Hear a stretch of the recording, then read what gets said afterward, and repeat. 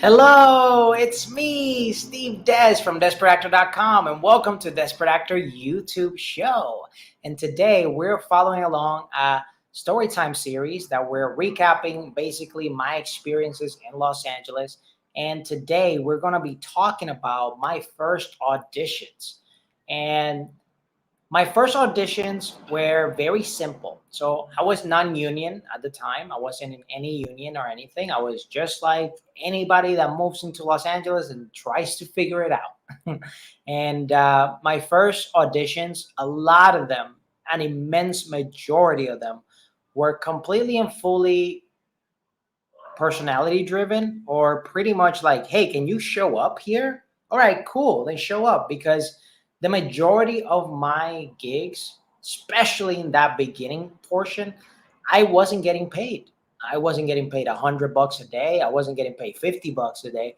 I was getting paid $0. I legit was getting paid in Subway sandwiches most of the time, or whatever they had in catering. But most of the time, the reason I say Subway sandwiches is because the majority of the time I will go to these sets, I was getting Subway sandwiches. Like, that was catering. So I was like, okay, what are you guys going to do with all these extra Subway sandwiches? You going to throw it away? Okay, can I take it? Okay, cool. And I would just stuff my bag with Subway sandwiches.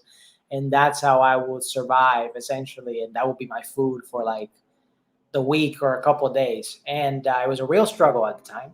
And my first auditions were fully personality driven. So every time I would go to a session runner or something like that, whether it was for like a little commercial or for music videos and things like that, they would just want to see your personality. And as long as you're not a psychopath, like as long as you're not a person that has some mental issue or something that's really off about you, you pretty much book 99.9% of things, because again, they're not paying you.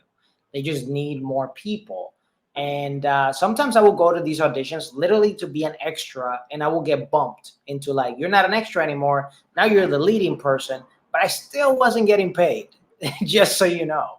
And so it was definitely a situation where I just wanted opportunity, and I didn't care whether I got $1 or I got a Subway sandwiches. It was more like, I want to be on set as much as possible. Doesn't matter how many auditions I have to go through. And believe me, you're going to go through so many auditions in this journey. So many that you won't even remember unless you're documenting it in some type of way. But I went through so many auditions for people from YouTube. YouTubers were making their own YouTube videos at the time. And I remember just literally getting phone calls of like, hey, are you available to film here at this time, this day? I'm like, yeah, for sure. It's like, okay, cool, then come. That's it. Like, they didn't care about anything else, because again, they're not paying you. At least they weren't paying me.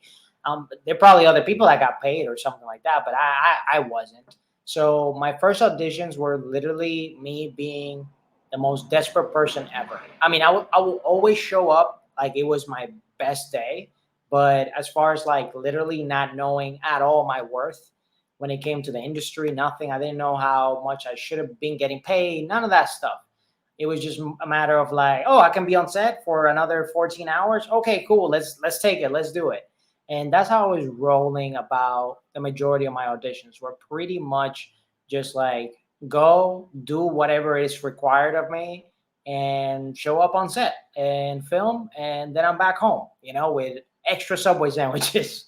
But pretty much that was my journey for the most part, until I started slowly but surely getting those leading roles, or a little bit more leading roles, when it came to those music videos, which we are going to cover those specific music videos next week.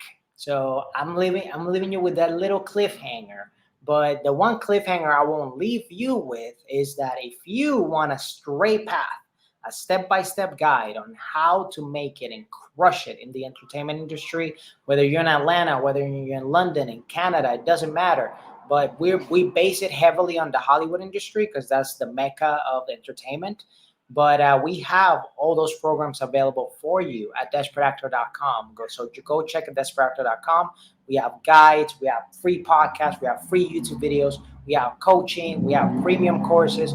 We have so much for you to actually take your career to the next level. So go to desperateactor.com to check that out and subscribe to this channel, like the video, share with a friend or two that might need it more than you do, and comment below if you've been through any of these hurdles before, because I would really like to know so you can join into the discussion. And next week, we are going to continue the story time about my music videos and the things that I did to eventually get to that point where I actually started getting paid and started becoming slowly but surely a professional working actor. But anywho, I hope you had an amazing, amazing time listening to me talk a little bit here about the story. I'll catch you next week. Take care and have a wonderful rest of your day. Bye bye.